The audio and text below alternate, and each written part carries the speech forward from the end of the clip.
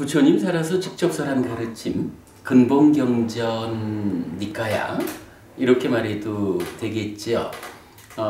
니까야의 다양한 교리들을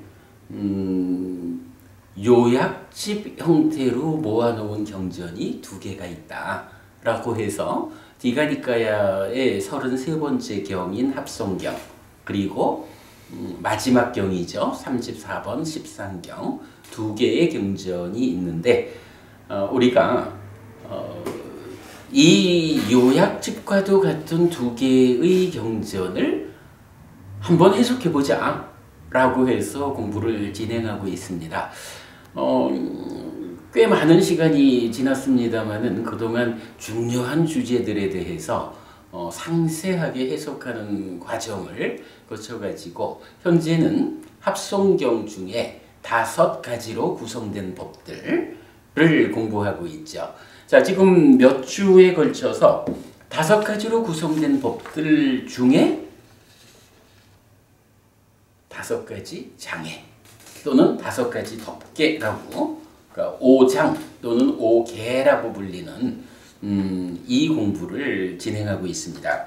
지난번 수업까지 해서 5가지 장애에 대해서 경전이 비유적으로, 자, 장애라고 하는 것이 우리 삶에서 굉장히 비중 큰 어떤 것들인데 이것이 구체적으로 의미하는 바가 무엇일까라는 부분을 상세하게 이론적으로 접근하기에 앞서가지고 우선 부처님이 비유적으로 이러이러하다, 5가지를 포괄해가지고 5가지 장애는 이러한 것이다 라고 비유로 말해주기도 하죠. 그런가 하면 또 이 5가지 각각에 대해서 각각의 비유를 통해서 또한 설명하기도 하죠. 뭐 그런가 하면 바로 전 수업에서는 5가지 장애 중에 가장 앞에 나오는 소유라고 하는 거, 이 소유에 대한 10가지의 비유가 또한 비중 있게 나타나서 그것까지 공부를 했습니다. 현재까지 이렇게 비유를 통해 가지고 5가지 장애가 이러하다라고 이해하는 공부를 하고 있는데요.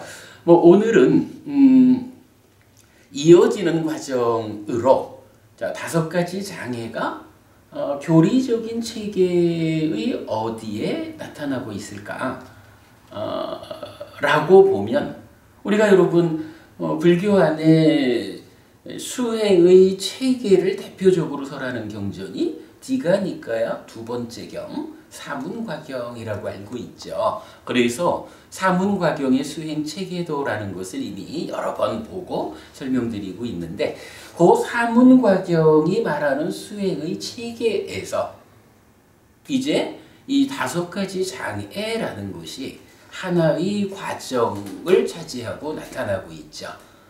오늘은 사문과경에서 5가지 장애가 어떤 자리를 차지하고 있을까, 그 자리에서 어떻게 설명되고 있을까 하는 이야기를 좀 쉽게 한번 풀어보려고 합니다.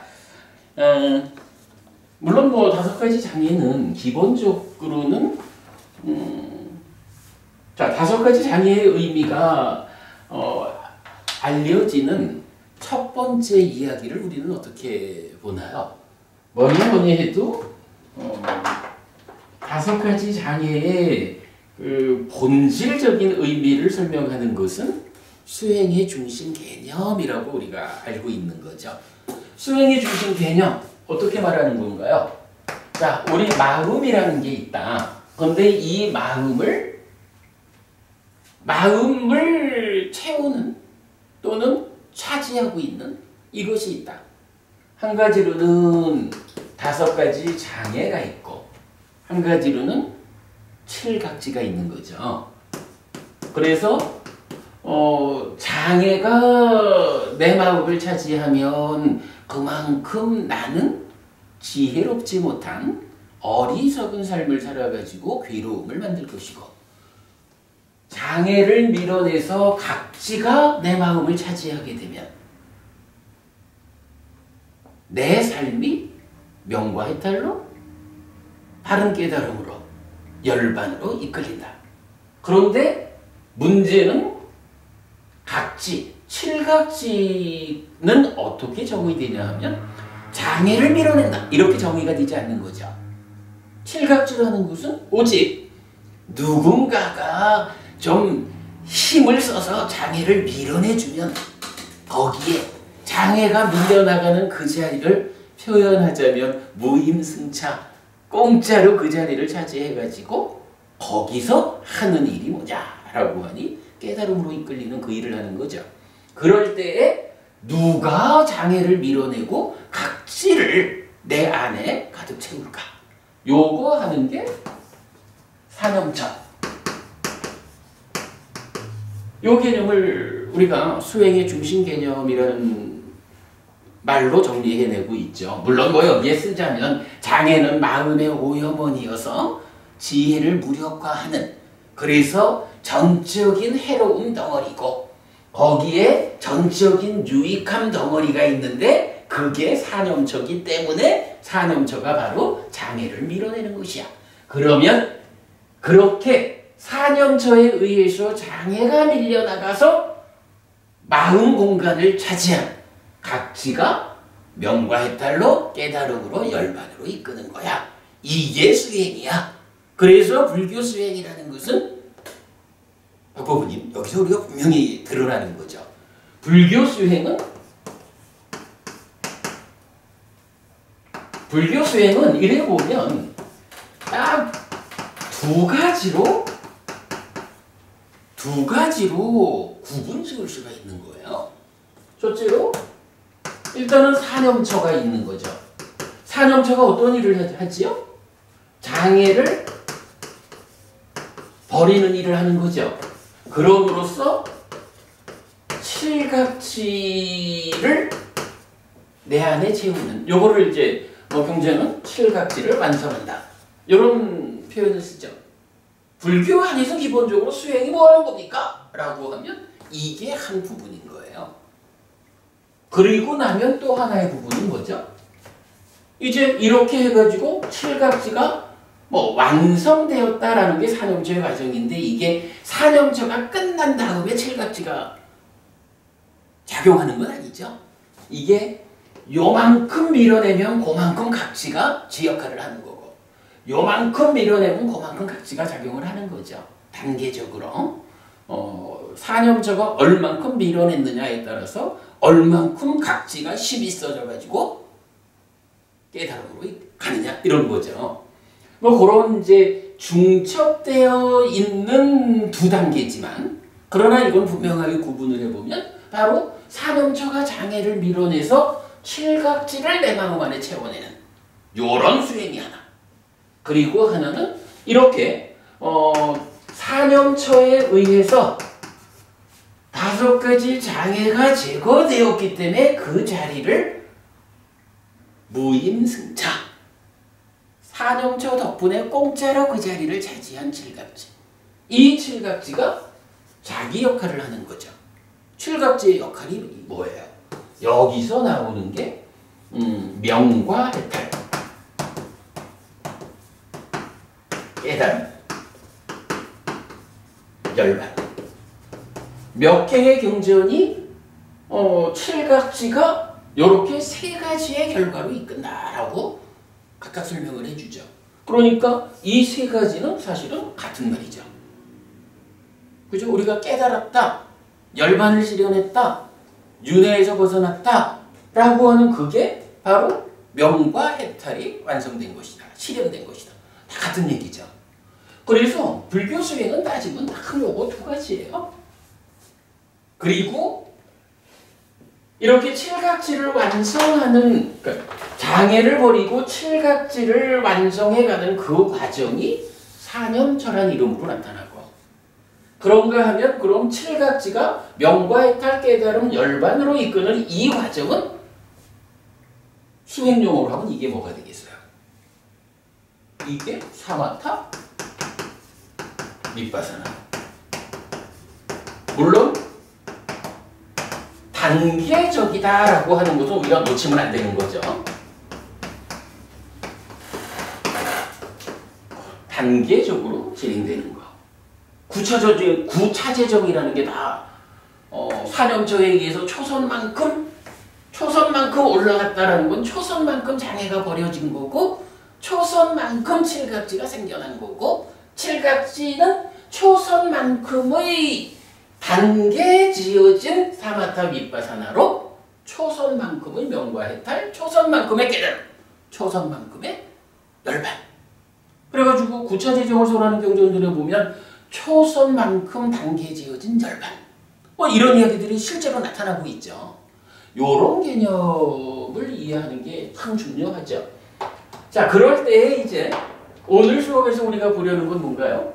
우선 이 개념에서 보면 장애라고 하는 거는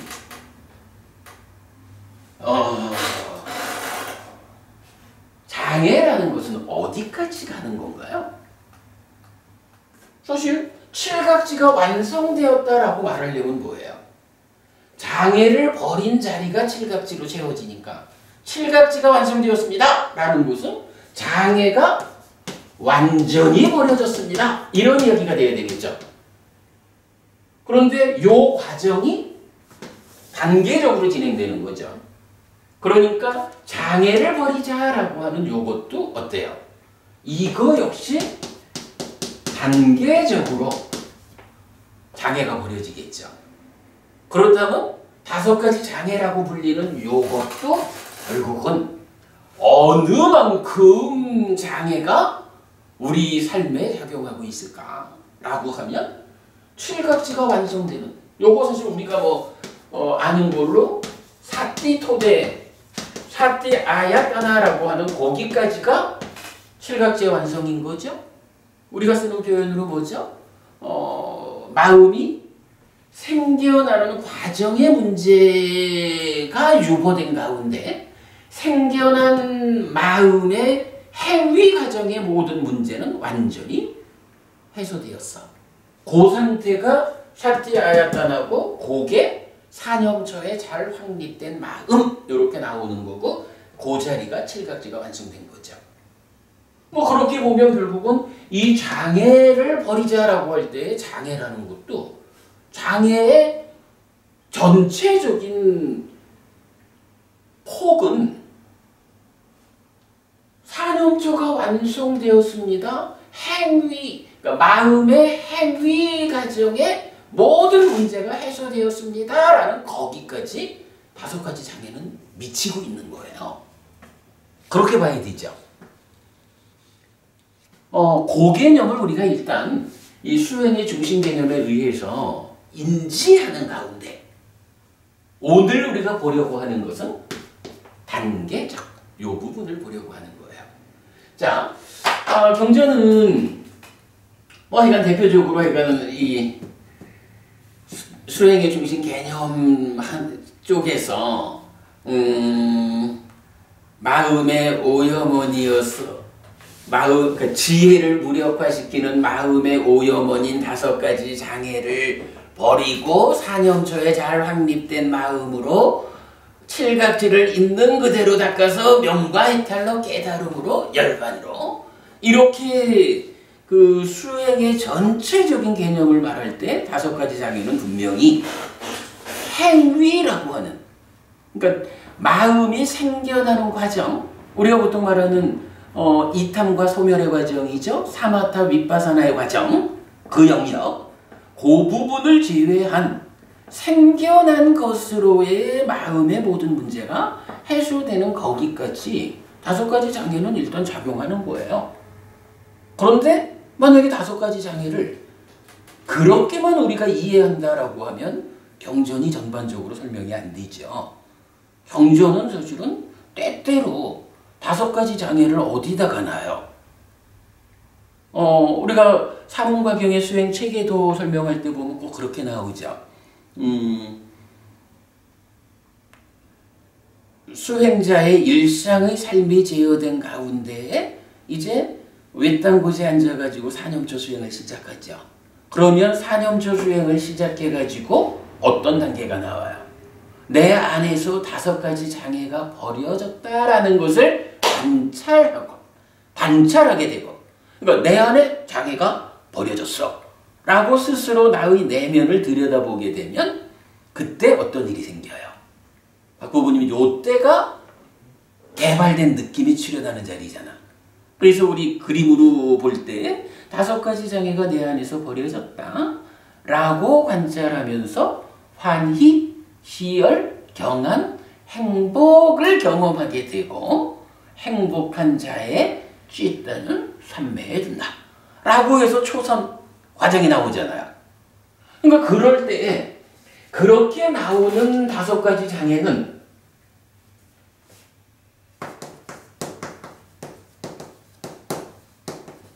사문과정의 수행 체계에서 나타나는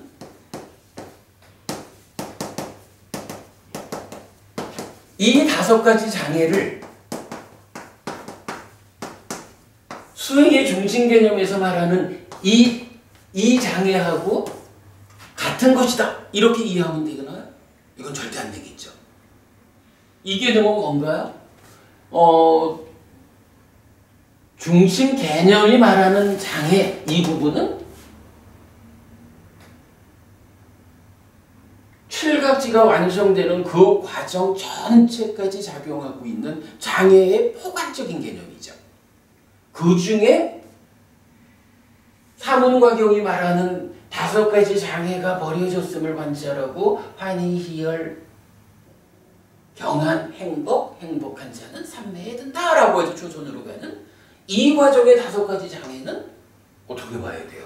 5가지 장애가 이만큼이 있다라고 하면 그 중에 요만큼 정도를 차지하고 있다. 이렇게 봐야 되겠죠. 그래야 초선 가기 이전 과정에서 장애가 버려진 그만큼 단계 지어진 이야기가 되고 초선에서 9차 재정을 거치고 해탈된 영역으로 나아가는 이 전체 과정에 5가지 장애가 이후 과정을 통해서 제거되겠죠.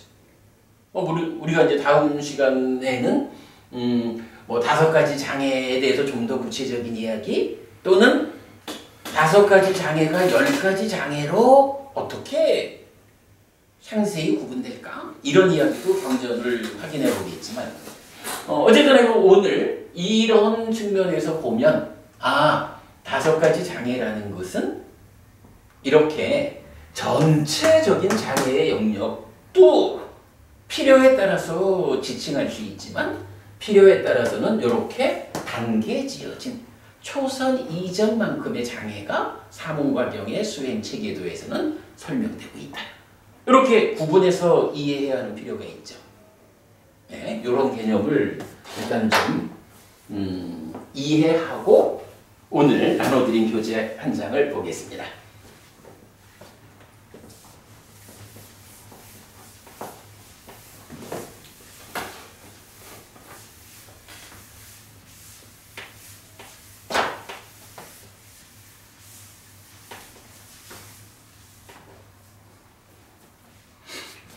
자, 오늘 드린 교재 한번 읽어보겠습니다. 사문과경 중에서 그는 이러한 성스러운 개의 무더기를 구족하고 이러한 성스러운 기능의 단속을 구족하고 이러한 성스러운 삿띠와 삼바잔냐를 구족하고 이러한 성스러운 만족을 구족하여 숲, 나무 및 산, 동굴, 골짜기, 묘지, 깊은 숲속, 노지, 집, 더미 등 외딴 처소에서 지냅니다.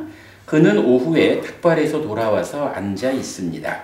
다리를 교차하고 몸을 굳게 하여 가다듬고 콧구멍 주위를 지향하고 삿띠를 준비한 채. 요거 이제 수행을 앉은 거죠. 그는 세상에 대한 간탐을 버린 뒤에 간탐을 여인 마음으로 머물고 간탐으로부터 마음을 청정하게 합니다. 진애의 오점을 버린 뒤에 모든 생명의 이익을 위하고 연민하는 진애 않는 마음으로 머물고 진애의 오점으로부터 마음을 청정하게 합니다. 해태 혼침을 버린 뒤에 광명상을 가진 자로서 해태 혼침 없이 머물고 사띠 삼빠자나 하면서 해태 혼침으로부터 마음을 청정하게 합니다. 들뜸 후회를 버린 뒤에 안으로 고요히 가라앉은 마음으로 들뜨지 않고 머물고 들뜸 후회로부터 마음을 청정하게 합니다. 의심을 버린 뒤에 유익한 법들에 대해 의심하지 않는 자로서 의심을 건너서 머물고 의심으로부터 마음을 청정하게 합니다. 자, 어쨌든 5가지 장애죠. 5가지 장애를 말하면서 간탐, 진애, 해태혼침,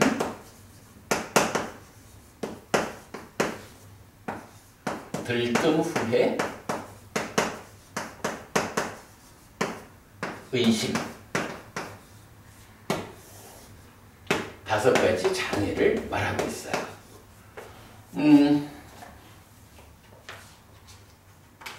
기본적으로 이 5가지 장애가 뭐 어디에 위치해 있는 것일까? 라고 한번 보지요.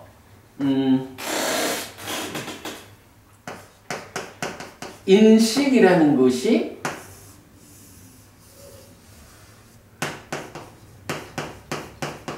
닦아라고 하는 가공 과정을 거쳐가지고 가래가 되고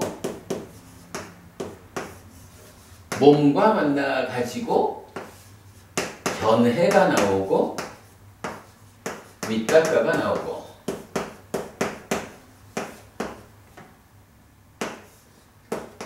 의도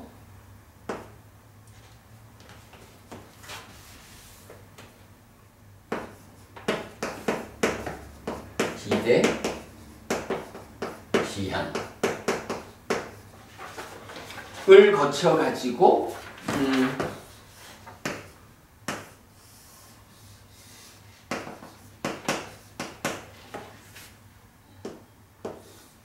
이렇게 사유로 나아가죠.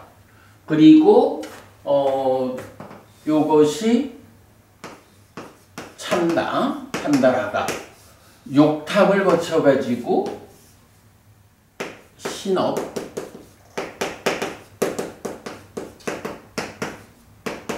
구업 뭐 이런 형태로 진행이 되죠. 자, 이럴 때 앞에 문단에서 뭐라고 했냐 하면 성스러운 개의 무더기를 부족하고 이랬는데 뭐 이제 개학, 심학, 해학, 개온, 정온, 해온 이런 관계로 보면 개를 부족한다라는 게 사실은 사념처의 개념으로 우리가 이해를 해야 되죠. 그러나 일반적으로 이 단기에 지어진 개념으로 개를 이해하면 개라는 것은 어쨌든 몸과 말의 행위 요걸 단속하는 게 개의 1차적인 이야기죠. 그러니까 성스러운 개온을 부족했다라는 요거 몸과 말의 행위가 단속되는 거죠. 그런가 하면 이제 사유라고 하는 것은 자 이렇게 개라는 개념 신업 구업 이렇게 보면 이제 신구의 삼업 신구의 삼업을 10악업 10선업으로 확장된 개념으로 보면 되죠. 그럴 때 뭐 개라는 것은 신업에 속하는 살생투도 사음을 하지 않는 불살생 불투도 불사음 요래 될 거고 부업에 속하는 망어 양설 악구 기어에 대해서 불망어 불양설 불악구 불기어 하는 게 개가 되겠죠. 그러면 이제 의업이라고 하는 것은 어떻게 나와요? 간탐 진애 그리고 견해에서 사견 정견 이렇게 나오는 거죠. 자, 견해라고 하는 거 이제 의업에 이렇게 속해 있고 사유라는 개념은 간탐과 진해 이런 형식으로 나타나는 거죠. 자, 이럴 때에 지금 5가지 장애에서 앞에 두 가지가 뭔가요? 간탐과 진해. 요걸 말하는 거죠. 그러니까 다섯 가지 장애가 첫 번째로 그 앞에서 대표적으로 이끄는 게 무엇냐라고 하면 사유라고 하는 요거 견해 이후 사유를 제어해 주는 거, 요게 간탐과 진해라고 하는 다섯 가지 장애의 앞장서는 두 가지를 말하는 거죠. 악업에 속하는 의업에 속하는 간탐과 진해, 요 두 가지가 다섯 가지 장애라는 이름으로 내 마음을 방해하고 덮어버리고 있는 거죠. 이렇게 그 간탐과 진해라고 하는 이제 두 가지가 자리를 드러내는 거죠. 자, 그런가 하면 이제 세 번째로는 해태혼침이 있는데 이 해태혼침은 무엇일까? 어쨌든 뭐 해태혼침이라는 것은 우리가 보통 이해하기로는 게으름, 무기력함 이렇게 이해하는 거잖아요. 근데 게으르고 무기력하다라는 이거는 어느 자리에 있는 것일까? 라고 보면 이게 조금 애매해요. 이게 뭐 일단 뭔가 말로 하는 거는 일단 아닐 거예요. 그거는 뭐 개라고 하는 측면에서 이미 배제가 되니까. 그런데 여기에서 보면 해태혼침을 버린 뒤에 광명상을 가진 자로서 이렇게 나타나죠. 해태혼침이라는 것을 무엇하고 대응시키냐 하면 광명이에요. 광명의 뭐예요? 광명의 상. 여기서 상이라고 하는 게 이런 상자 아니죠? 이런 상은 우리가 니비따에 대한 번역으로 쓰는 거죠? 이거 아니라고. 여기서 지금 쓰인 상은 어떤 상이냐 하면 마음 심자가 붙어 있으니까 요거 오온의 상 해서 산야인 거죠. 요게 쓰였죠. 뭐 잘 몰라도 일단 그렇게 이건 짝은 맞춰볼 수 있는 거지 뭐. 그러면 광명상 그 해태혼침을 버린 뒤에 광명상을 가진 자로서 이 얘기는 뭐예요? 해태혼침이 있을 때는 광명상이 없다는 거잖아. 그러니까 상이라고 하는 그 자리가 해태혼침이라고 하는 어떠한 상황 때문에 밝은 경향으로 작용하지 못하는 뭐 이런 개념이겠죠. 뭐 물론 뭐 우리가 좀 더 연구가 되면 뒤에 가서 바뀔 수도 있는 거지만 그냥 아직까지 명확히 모르는 상태에서 그냥 경이 말하는 그대로를 문자적으로 이해할 수 있죠. 그러면 해태혼침이라는 것은 어딜까? 라고 하면 뭐 물론 이제 아까 안에서 일어나는 일입니다만 인식하면 식이 생기고 함께 수가 생기잖아요. 이 수를 식이 상과 함께 상의 간섭 가운데에 위자납게 하는 거잖아. 그죠? 요렇게 하는 것이 딱 그 안에서 일어나는 일이잖아요. 그럴 때에 요 상이라고 하는 거, 이 상이 뭐예요? 우리가 자주 말하는 거지만 이 상 인식 지각 아니에요. 그거는 시기하는 일이 인식이고 상이라는 것은 경향이라고. 그래서 이게 우리 삶의 질을 결정하는 거라고요. 예를 들어서 욕상 이러면 욕계 중생 수준의 경향성이 작용하기 때문에 욕계 중생 수준의 무명, 욕계 중생 수준의 탐, 욕계 중생 수준의 심, 뭐 이래가지고 욕계 중생 수준의 오염된 행위를 해서 괴로움을 만드는 게 욕계 중생의 삶이죠. 상이라고 하는 개념 그거잖아요. 이 얘기를 하려면 우리가 먼저 한 가지 어떤 그 고정관념? 관념적인 걸 하나 깰 필요가 있어요.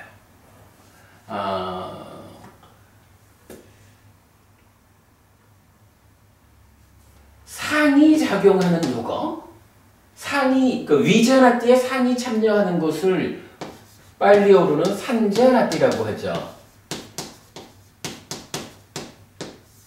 위자나띠에 자나띠, 자나띠 알다, 분별해서 알다. 알다, 어떻게? 사. 함께 알다.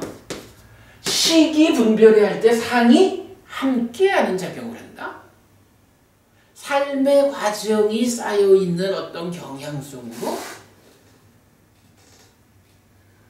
시가 너 혼자 수를 분별해 하려고 하지 마. 삶의 과정을 통해서 쌓아오는 경향이라고 하는 나도 대상을 보는 데 같이 참여해. 이런 개념으로 상이 참여하죠. 근데요, 물론 이게 그럴 거야. 아직까지 뭐 이런 그 삶의 메커니즘이 불교계에서 잘 알려져 있지 않다 보니까 무언가 이 상이 참여하는 2차 인식, 딱가 안에서의 이 과정은 굉장히 깊은 곳에서 어려운 어떤 이야기, 뭐 이렇게 어쩌면 우리도 이해하고 있는지 모르겠어요. 근데 가끔씩 경전을 보다 보면 경에서는 이 자리 이야기를 아주 자연스럽게 부처님이 또 제자분들이 하는 것을 볼 수가 있어요. 그러니까 우리는 그동안 불교 안에서 이런 딱가 안에서 진행되는 2차 인식 상이 참여하는, 그래서 무명과 탐을 진을 만드는, 그래서 심이 생겨나는 이런 과정을 굉장히 어떤 조금은 좀 추상적인 것처럼 눈에 보이지 않는 이렇게 이해를 하지만 메커니즘에 의해서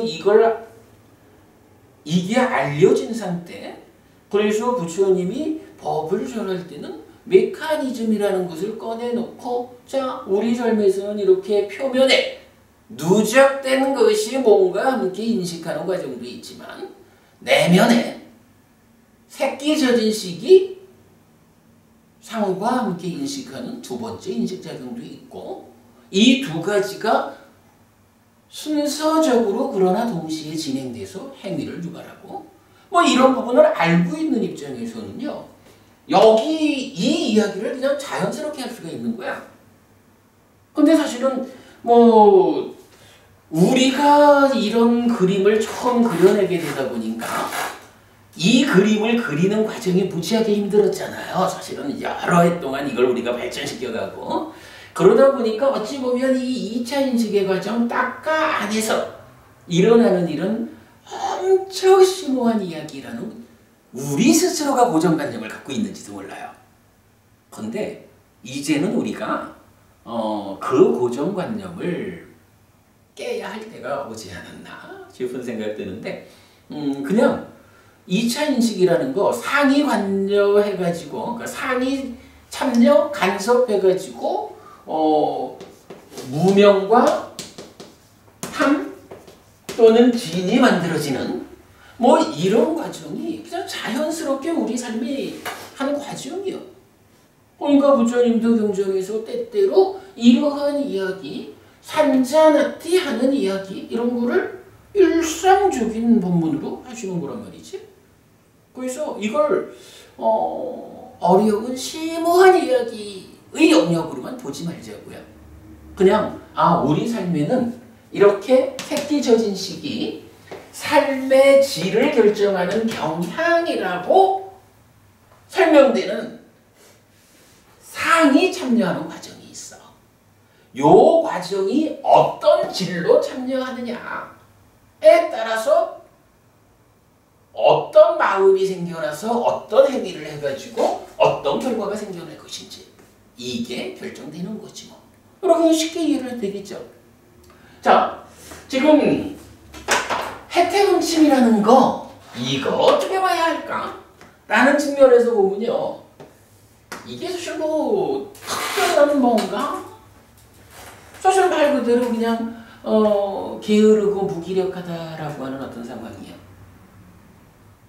근데 그게 몸과 말의 행위라는 측면에서 게으르고 무기력해. 나는 움직이기 싫어. 뭐 이런 걸까?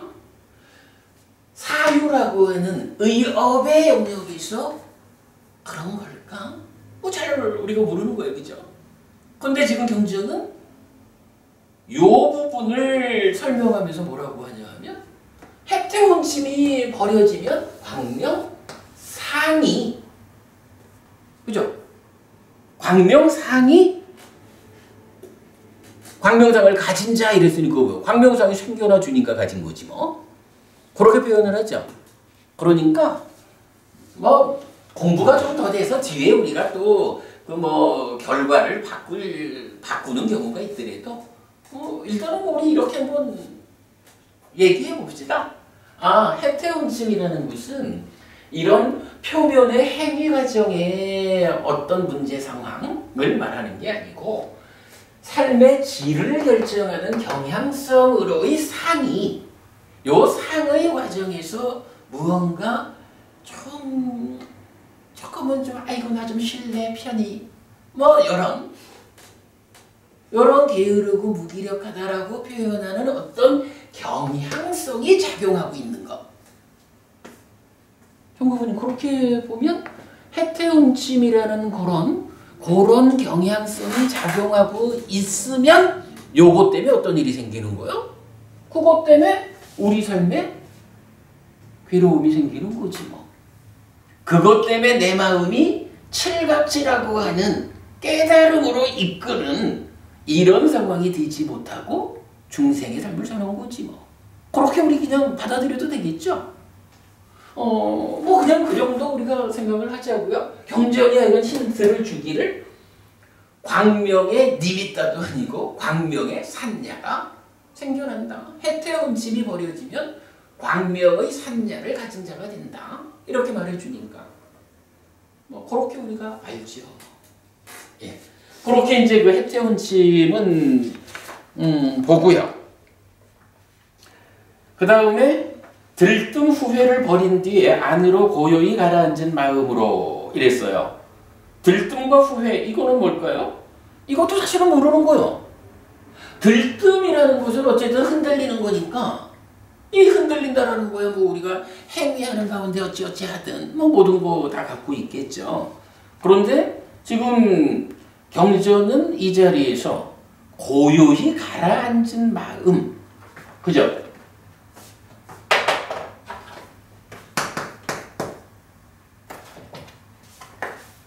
들뜸 후회의 대응을 고요히 가라앉은 마음.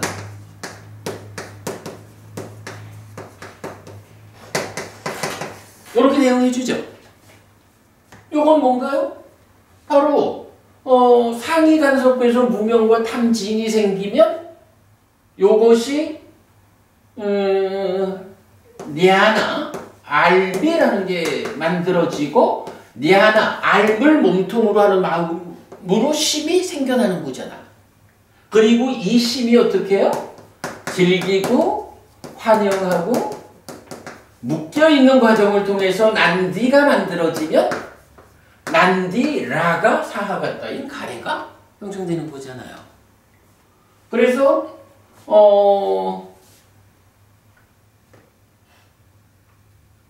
우리가 해야 되는 일, 마침 이제 그저께 우리 기본기법회에서 요 얘기, 기본기법회였나? 아니지, 삶의 메커니즘 법회에서 했죠. 요거 즐기고 환영하고 묶여있다라고 하는 요것이 삶의 문제의 중심에 있는 것이다. 즐기고 환영하고 묶여있다라고 하는 탐으로 구성된 마음이기 때문에 탐의 작용에 의해서 즐기고 환영하고 묶여있다라고 하는 어떤 잘못된 행위 과정 때문에 난디를 만들어서 가래가 되잖아. 이럴 때 우리가 이제 가라앉음이라는 표현을 쓰죠. 우파사마.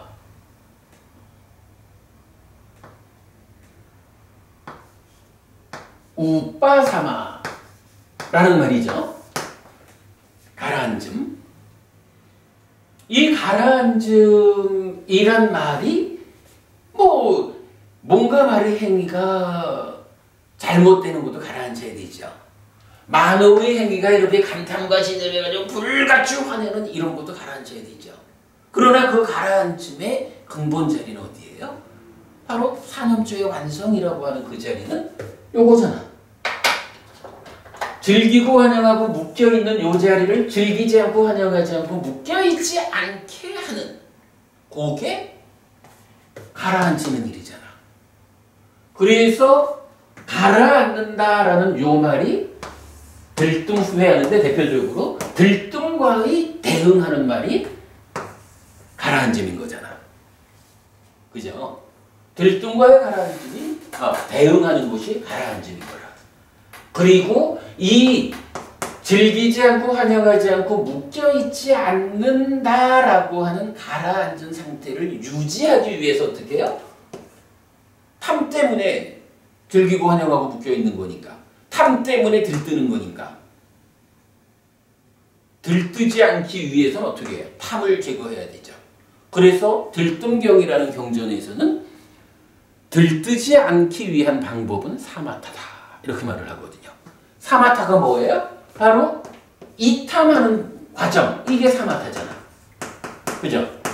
이 사마타를 통해서 이탐하는 그것이 즐기지 않고 환영하지 않고 묶여있지 않도록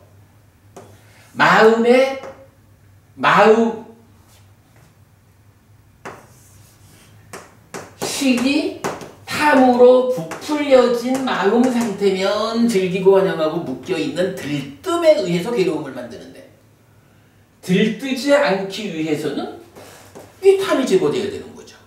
탐 때문에 들뜨니까. 그래서 이탐하는 사마타가 들뜸을 제거하는 것이다. 이렇게 말하잖아요. 그러니까 우리는 하나 알 수 있죠. 들뜸이라고 하는 이 장애는 물론 큰 의미로 보면 뭔가 말의 행위를 막 잘못하는 것도 들뜬 거지 뭐. 감탄과 진해라고 하는 이것도 불같이 화내는 이것도 마음이 들떠 있는 거지 뭐. 그러나 그런 부분들은 어때요? 몸과 말의 행위가 들뜬 거는 계를 부족한다라는 측면에서 그 들뜸에 대응을 했죠. 사유가 들뜬 거는 감탄과 진해라고 하는 두 가지 선행하는 장애로서 표현을 해줬죠. 그러니까 들뜬다라는 말에서는 이제 뭐가 남아있어요? 글쎄 의도기대 지향 이 부분도 말할 수는 있겠지만 본질로 들어오면 즐기고 환영하고 묶여있는 이 자체가 뭐예요? 이게 들뜬 거지 뭐.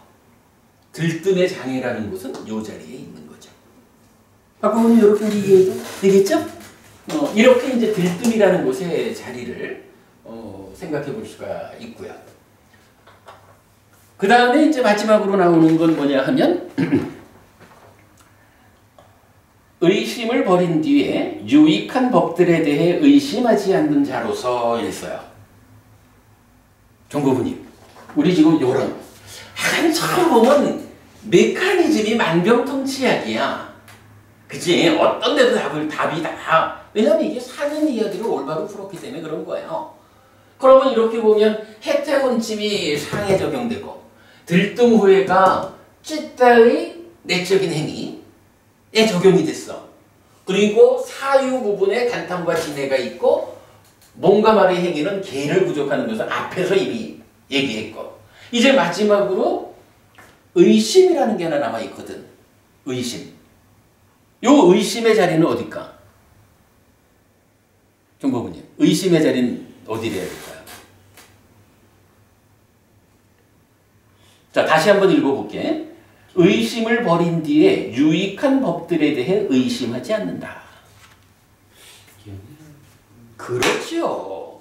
견해라는 게 뭐냐 하면 이 견해, 이거 우리가 뭐라고 표현해? 이거 안경 쓰는 거라 그랬잖아. 그죠? 이렇게 인식이 가공되어 가지고 가래가 되고 자기화된 그래가지고 몸과 만난 상태에서 세상을 보는데 어떻게 봐요? 이거 몇 주 전에 우리가 메커니즘 몇 주 전에 이거 봤었죠?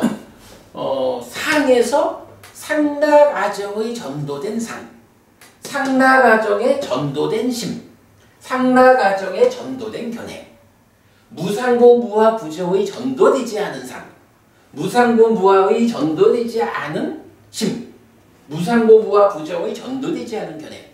이래가지고 요런 연결관계를 보았었잖아. 거기에 비해서 욕상, 색상, 무색상과 욕탐, 색탐, 무색탐과 대등한 난디가 윗닦아로 오는 요런 것도 보았었잖아. 요런 개념에서 보면 견해라는 거, 상나가정이라고 거꾸로 세상을 보느냐. 상이라는 것은 상나가정이라는 거꾸로 된 경향성인 거잖아. 마음이라는 것은 그런 경향성 때문에 생겨난 거꾸로 보는 탐진치를 거꾸로 보는 경향에 의해서 생겨난 행위 주체, 존재로서의 심이 된 거잖아. 그러면 이렇게 거꾸로 된 상태의 연장선상에서 그 거꾸로 된 눈으로 세상을 보는 요게 상나가정의 전도된 견해잖아. 그러니까 그건 뭐예요? 우리가 상나가정의 전도된 견해라는 안경을 쓴 겁니다. 이렇게 설명하는 거잖아. 거기에 비해서 윗닦아는 뭐예요? 욕계든 색계든 무색계든 삶의 질적인 측면으로 접근해가지고 그렇게 만들어지는 난디가 욕이 소유의 난디로 윗닦아 행위를 출발할지 존재의 난디로 출발할지 그렇게 윗닦아를 운영하는 자의 난디 이런 개념으로 연결이 되는 거잖아요. 그러니까 견해라고 하는 이거는 어쨌든 세상을 보는 안경이라고. 근데 이 세상을 보는 안경이라는 것이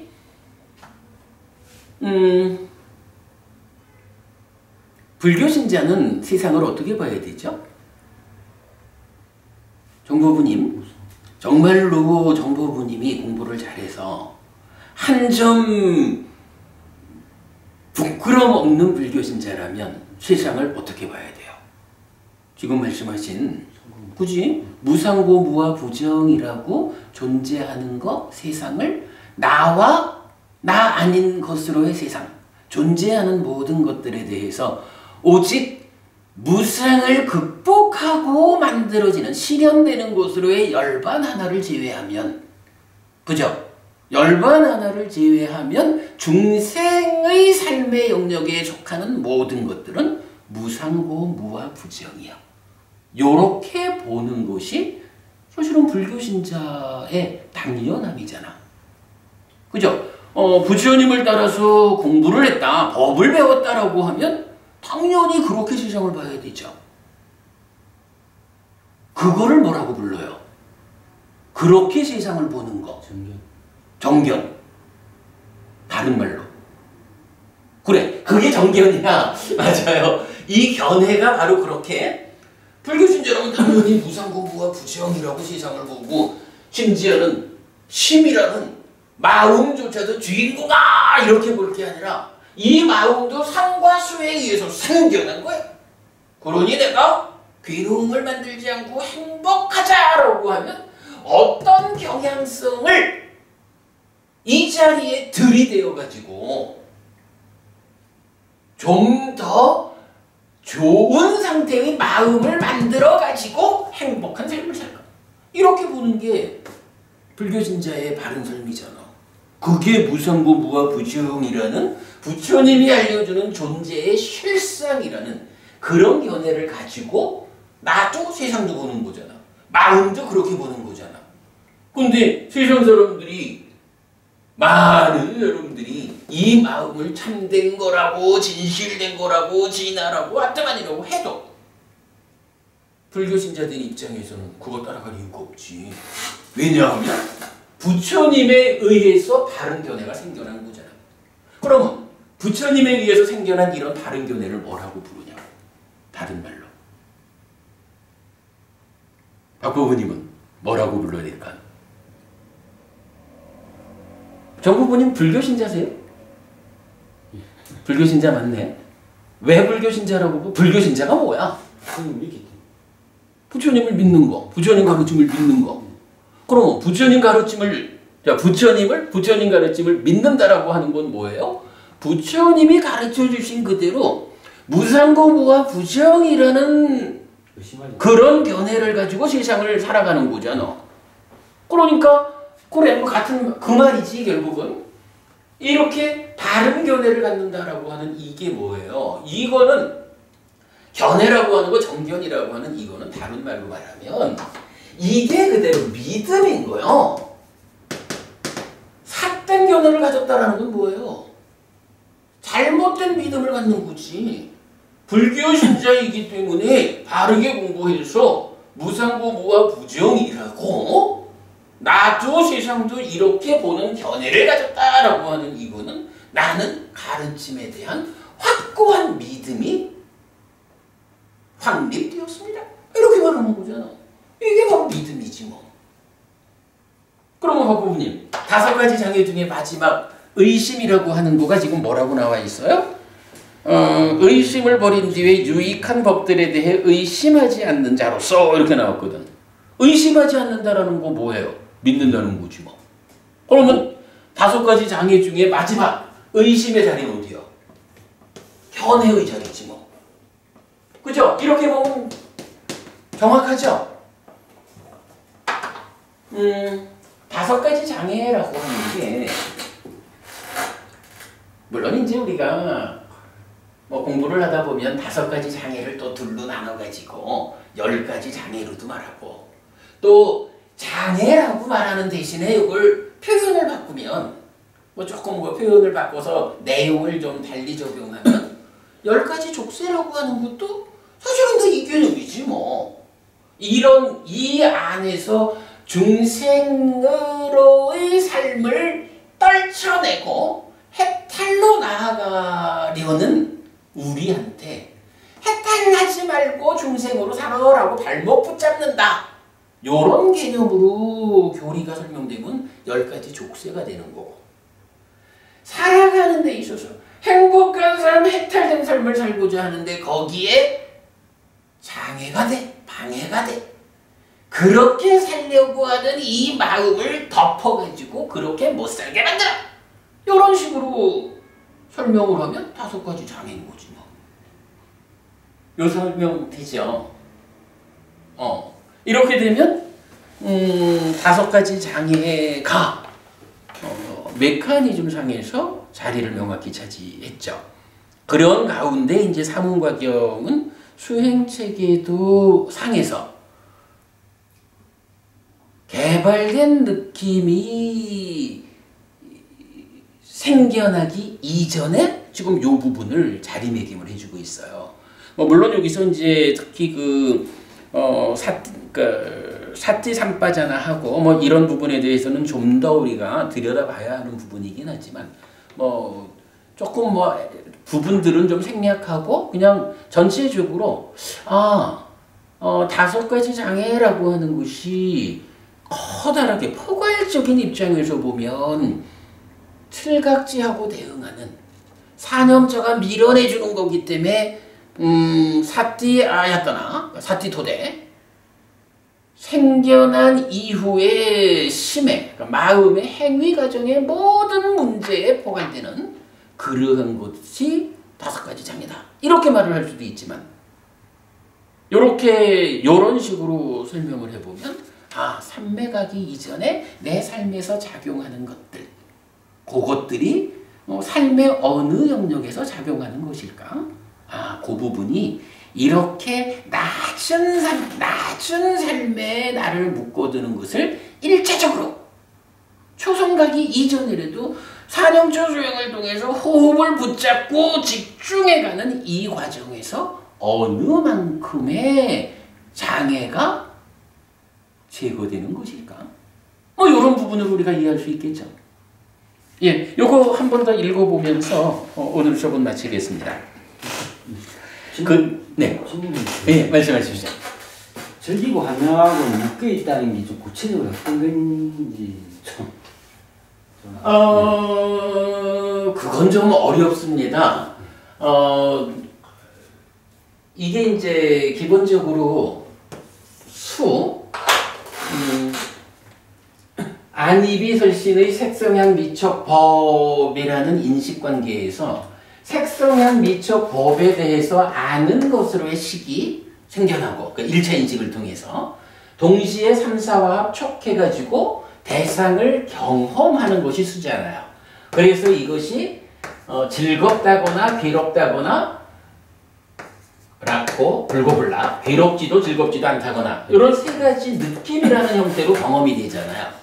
그러면 이런 경험에 대해서 상이 중생이라는 그 전도된 상이 간섭을 하면서 이것이 상나가정이라고 항상 하는 곳이라고 잘못하는 곳으로의 무명이 생겨나고 그것 때문에 항상 하니까 붙잡아야 하는 즐거운 느낌, 항상 하니까 밀쳐내야 되는 괴로운 느낌, 이런 식으로 탐과 진이라는 것이 함께 생겨나잖아요.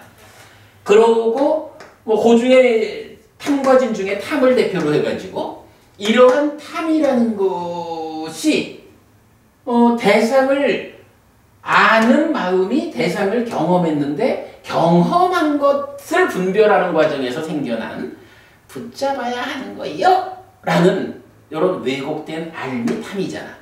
그리고 그것이 뭐냐 하면 식이라는 이 마음이 탐으로 몸집을 부풀린 게 심이요 이래 됐잖아. 심이라고 하는 요 마음이 뭐냐 하면 절반은 대상에 대한 알무로 생겨난 식이고 절반은 함께 생겨난 경험에 대한 왜곡된 알미라고. 그러다 보니까 심이라는 내 마음이 있어. 그런데 이 마음의 절반은 어쨌든 대상이 무엇이라고 아는. 정보부님 이렇게 보지 뭐. 정보부님을 보고는 정보부님이요 라고 분별해 안 것이 식이라는 이름으로 심이라는 마음의 절반을 차지하고 있는 거야. 근데 이 심의 마음의 절반은 뭐냐 하면 그런데 말이요. 정보부님을 보았더니만 좋지. 정보부님을 보니까 좋은 느낌이 경험됐지. 요거죠. 요것에 대해서 원래는 어떻게 해야 돼? 정보부님을 보고는 즐겁다. 정보부님을 만나서 참 좋다. 라고 하면 요렇게 느껴진 요렇게 경험된 느낌 요것을 어떻게 보라는 거예요? 상이라는 경향에서 무상고무와 부정이라는 치유된 전도되지 않은 상태의 경향성으로 작용해가지고 사실은 이게 정보부님이라는 대상이 원래 좋은 대상이래 가지고 정보부님 때문에 생겨나는 이 경험은 원래 즐거운 것으로 고정된 거예요. 정보부님하고 만나는 과정에서는 언제나 행복한 느낌만 경험돼. 뭐 이렇게 말하는 게 무명이라고? 그러니까 정보부님에서 경험된 요 즐거운 느낌 요거는 붙잡아야 되는 거예요. 이렇게. 그러면 이 느낌을 붙잡으려면 어떻게 해야 돼요? 이 느낌이 뭐냐면 정보부님이라는 대상에 대한 경험이잖아. 그러니까 요렇게 정보부님 때문에 생겨나는 요 행복하다 즐겁다라는 느낌 요렇게 경험되는 느낌은 붙잡아야 되는 느낌이요 라는 것이 탐이라고. 그 탐이 심이라는 마음의 절반을 차지하고 있잖아. 그러면 이제 정보부님을 보면 어떻게 되겠어요? 정보부님을 보면 동시에 쭉 와가지고 경험까지 오는 거지. 그러면 정보부님이라는 이 대상을 볼 때마다 어떤 일이 생겨나? 정보부님을 보아서 생겨나는 이 즐거운 느낌은 항상 하는 거예요. 그러니까 계속적으로 이 즐거운 느낌을 이 행복하다 즐겁다라고 하는 이 느낌 붙잡아야 하는 거요 라고 마음이 작용하고 있잖아. 이미 내 마음이라는 몸의 절반이 그렇게 작용하는 거잖아. 그러니까 이제 마음이 행위를 하자라고 할 때는 어떻게 되겠어요? 정보부님을 보고는 정보부님이라는 이 대상은 이렇게 행복한 느낌으로 경험되는 그런 고정된 대상이요 라고 마음은 그러한 작용성을 담고 있는 거죠. 그러니까 그때부터 이 마음은 이제 대상에 대해서 어떻게 해요? 대상이 주는 이 즐거운 느낌, 이 느낌을 참 좋은 거예요. 그러니 이거는 내가 환영하는 거고 나는 이 즐거운 느낌을 붙잡고 있을 거예요. 뭐 이런 어떤 액션을 취한다는 거죠. 그걸 표현하는 게 쉼이라는 마음이 즐기고 환영하고 묶여있는 이렇게 표현을 하는 거죠. 환영은 잘못 본다는 그런 환자님. 아니. 웰컴. 환영한다. 그러니까 끌어당긴다는.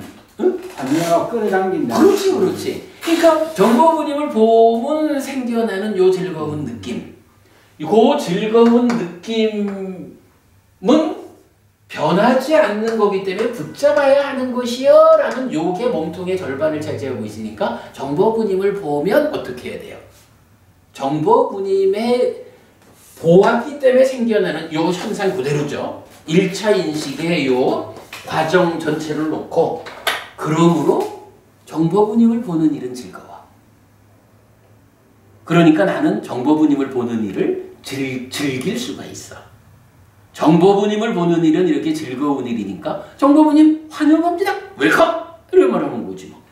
그리고 정보부님은 나한테 이렇게 즐거운 느낌을 주는 사람이니까 나는 정보부님하고 함께 있어야겠어. 정보부님이 주는 그 즐거운 느낌 이렇게 그거를 즐겼다 환영했다 하는 것에 좀 더 나아간 표현으로 그래서 내가 그 즐거운 느낌에 묶여있어. 그 즐거운 느낌을 주는 정보부님한테 나는 묶여있어. 사실은 우리가 사랑하는 사람이라는 것도 사랑하는 사람이 묶인다 라는 것도 다 그런 개념이지 뭐. 그 사랑하는 사람으로 인해서 나한테 즐거움이 오니까 그 즐거운 느낌을 즐기는 거야. 나는 어쨌든 즐겁고 싶지 뭐. 그래서 그 즐거운 느낌을 나는 환영하는 거야. 웰컴!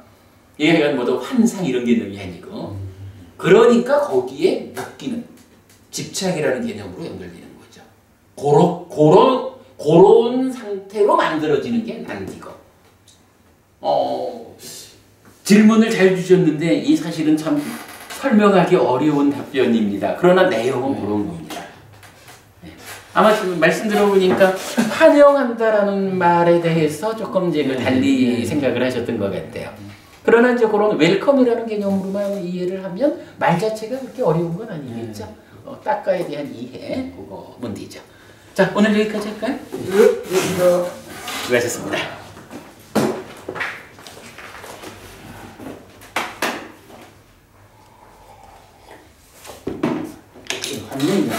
몸 한 번 할 때 그 한 한잔. 글쎄 말씀이 그렇게 이해를 하신 것 같아요. 그래 되면 이제 전혀 얘기가 안 되지.